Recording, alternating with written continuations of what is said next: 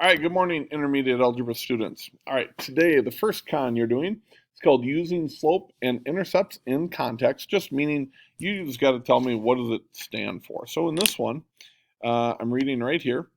Beatrice graphed the relationship between time and seconds, which goes this way, how much time it's taking, and how many pages printed going this direction, okay? And so here's the nice little blue graph right there, nice little blue graph. And you can see that it actually didn't start printing any pages until about 5 seconds had gone by. So they asked the question, what does the x-intercept represent? Well, this means that it didn't start printing pages until about 5 seconds into the process, meaning they hit the start button and the printer had to kind of rev up a little bit and get ready to print them. So when we look at the answers up here, it says, is it the number of pages already printed? No, that's not what the x-intercept. The number of seconds that passed before the printer started printing pages. Yeah, that's it right there. It's not the number of pages printed per second. That would be the slope, this blue line. And right there, let's do one more of this type. All right. Lauren graphed the relationship between how many days had passed since she had planted a cactus. And the question on this one is right down here. What feature of the graph represents how tall the cactus was when she planted it? Well, right here, this represents how tall it was when she planted, which was 10.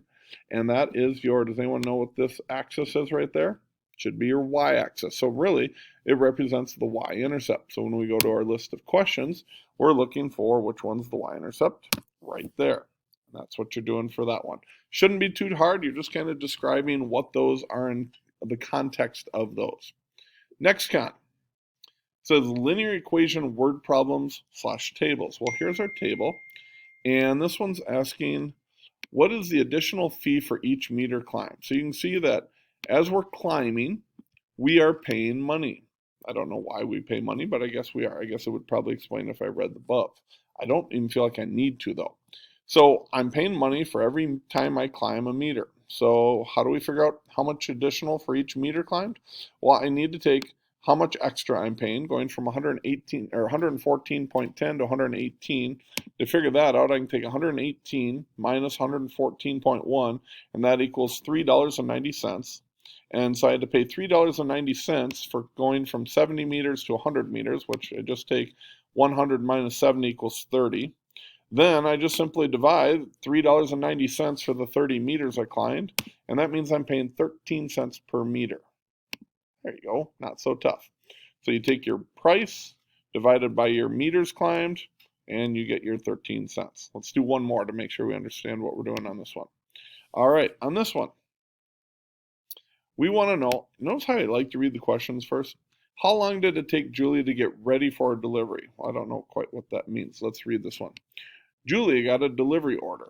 She took some time to get ready. Oh, I see. She took a little time to get ready, and then she rode her bike out of Constant Ready. So she was at home and not biking at all for a certain amount of time, and then started biking. Gotcha. So this table says after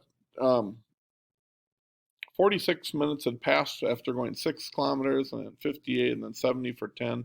So we need to actually continue this table, but we need to get it back to 0.